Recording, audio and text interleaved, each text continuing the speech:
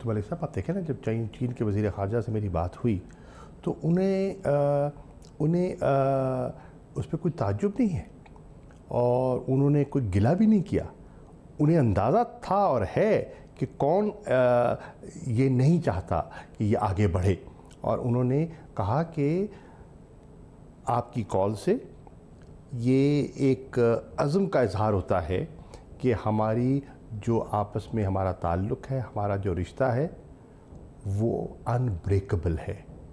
انبریکبل کا لفظ انہوں نے استعمال کیا، اور اوبیسلی وہ چاہتے ہیں انویسٹیگیشن ہو اور ہم جو ذمہ داران ہیں ان تک پہنچیں، ان کو سزا ملے. انشاءاللہ ہم کریں گے. آج ہی کے دن اورکزئی میں بھی ایک اٹیک ہوا اور بہت ہی ناخوشگوار ہے. 25-30 اس میں شہادت ہیں. جی، کوئی ان کا بھی آپس میں تانے بانے ملتے؟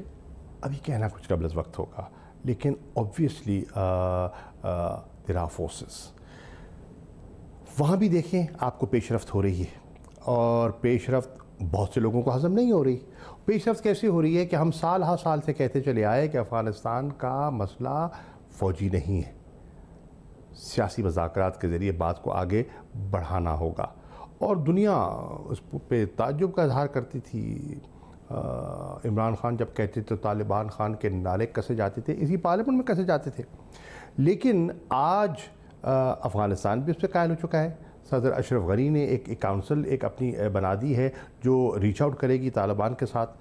امریکہ آج کہہ رہا ہے کہ ہاں پولیٹیکل وے آؤٹ ہے اور ریکنسیلیشن کے لیے پاکستان سے مدد طلب کر رہا ہے، اور پاکستان کر رہا ہے.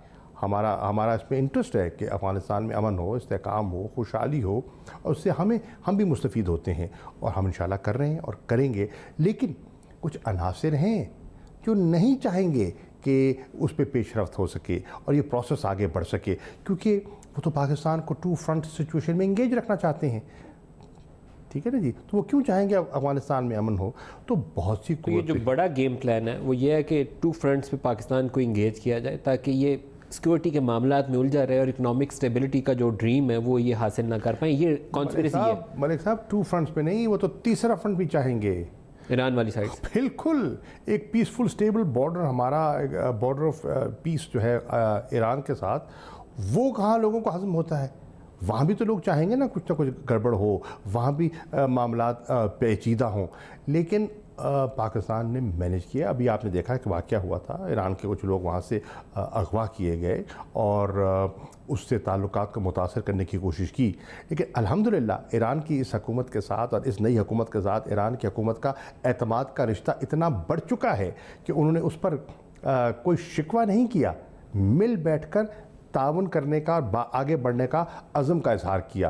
ان کے وزیر خارجہ آئے، میری ان سے تبادلہ خیال ہوا، وہ سب لوگوں سے ملے، وزیر اعظم سے ملے، ہماری جو ملٹری لیڈرشپ ہے اس سے ملے، اور ہم نے ایک حکمت عملی اپنائی، اور اللہ کے فضل سے ہمیں اس میں پہلی کامیابی ہوئی ہے. 5 لوگ بازیاب ہوئے ہیں اور ایران منتقل ہو چکے ہیں.